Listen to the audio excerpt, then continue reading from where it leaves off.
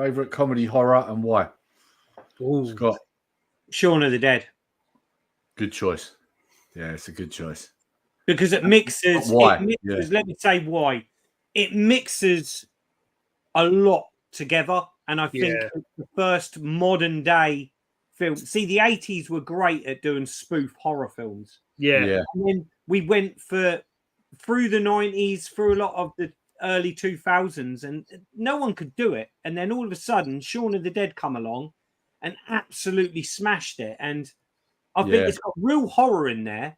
It's got a lot of moral sort of plot lines. There's a lot in that film. There's sadness. There's real horror and some awesome comedy. Some of the comedy in that film is just tremendous. And so I'm going to go with Shaun of the Dead.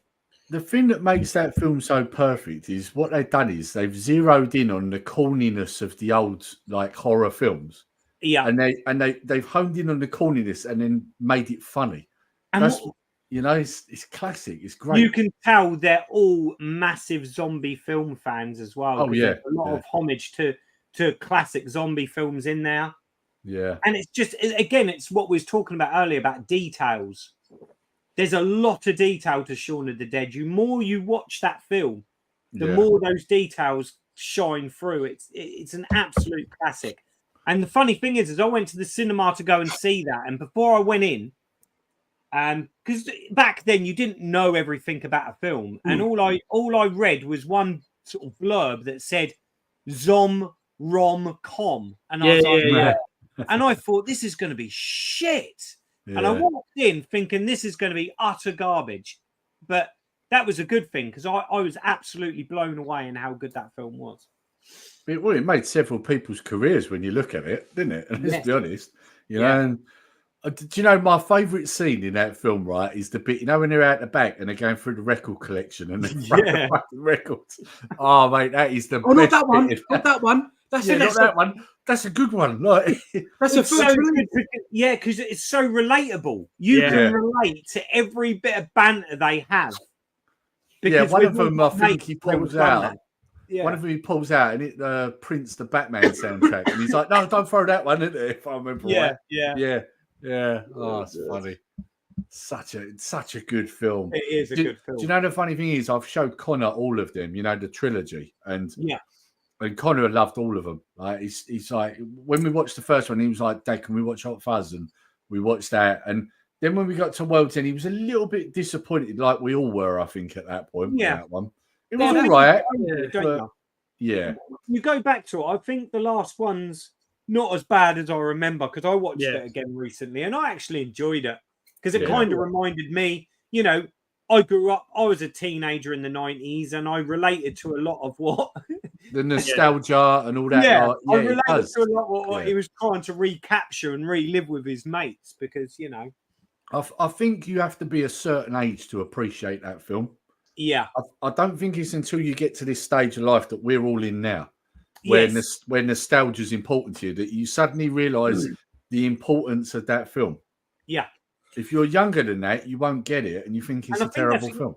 I think that's why lots of people don't like it and it's a bit of a Marmite film because you've hit the nail on the head. You've got to be of our age and male to absolutely, you know, get that film.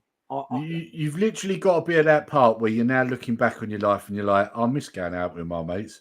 Yeah. Once you get to that point of your life, then this film's good. Yeah. You know? Yeah. Absolutely. Good choice, though. Good choice. Lee. Fuck's sake. I've got... All right. I'll give you one for fuck's sake. One. Let's all put a one in the chat for sure. I know, innit, man? This, like, literally... I can reel off about 5. One I really liked because the storyline's good. It's another British one. And all they want to do is get back and watch the football. And it's Dog Soldiers. I really enjoyed Dog Soldiers. Oh, yeah, Dog Soldiers. Yeah, I really, because, I mean, listen. Is it comedy, though? I mean, in places. Yeah, there's definitely dark humour in it. Yeah. There is humour in it. I mean, the bit where, like, when Spoonie says at the end, like, I hope I give you the shits, like that, system, you know? Yeah, I mean, when I went cinema with my brother. I think it was in 99 or 98. Yeah. I was 16, 17. It's a good film. Yeah, and we went, and I was like, it starts off so gritty, you know, like, and I was like, this is like. I mean, do you remember the story? Do you remember the story around the campfire when the fucking cow gets thrown in? Do you remember? Yeah. He's saying about the only part of his skin that survived was the tattoo. And then that fucking cow gets thrown in. Yeah. When I first watched that, and be honest, guys, did you all jump at that bit? Because I know I did. We was in the cinema. You don't see that coming at all, do you? That was genius. That was. You know, like the suits were really shit. Like now you watch it, you think, God, but it was such a good film for its time. It was practical. It was practical. Yeah, I know. But you know, at the time I was like, wow, they look so real. Yeah, I thought it was good. It's practical. I could look past that. You know, practical is always great in a horror movie. Come on. I really enjoyed. Like I said, I really enjoyed it. It was good. But there's a few other like English ones as well, and there's a few other American proper cheese fest ones. You know, like. Don't you nick my one? Oh, you say yours then, and I'll give you some. Right, because if you nick mine, I'm going to die inside. Right. So my one is Beetlejuice. Oh no, I wasn't going to say that. All right. The reason there's a lot of reasons why I picked Beetlejuice, other than the fact that it's Michael Keaton and he's a legend, right? Yep. And also when he's in Batman the movie, when he gets annoyed with the Joker, we discussed this, Lee, on a previous stream. He sounds like Beetlejuice in that moment, doesn't he? He does. You want to get nuts? Yeah, come on, let's get nuts. Like, that's Beetlejuice, isn't it? Right? Definitely. Other than all that, the other reason is because it's sentimental to me as well, because it was a film my sister put me onto. So, oh, bless. Yeah, fair play. Yeah, and obviously she's not around anymore, so yeah, it's an important film. That one, that's one of my favourites. How do you feel about them making a new one, Lee? Are you worried? Yes, definitely. I am worried because I don't know. I mean, don't get me wrong. I think Michael Keaton could still do the role, but it depends on who's writing it, doesn't it? You know. Yeah. It does worry me. Just have to wait and see it. I think that's all you can do in it. Just wait and see. Hopefully they, you know, they do something good of it. I mean, it was such an iconic film. When you think about it now, there's every time you watch it, there's always something you didn't really catch up. Yeah, like, you know, like the worms, the sandworms, or the worm sands. Don't you find with Beetlejuice, it's a film that you either really like or you hate it.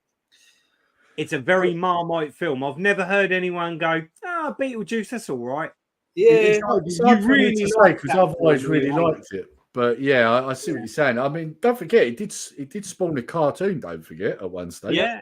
Video games, that was quite successful. Yeah, figures as well. Yeah, yeah. Do you know what? I've looked at the NECA figure. I don't know if any of you guys have seen it, but it doesn't look good.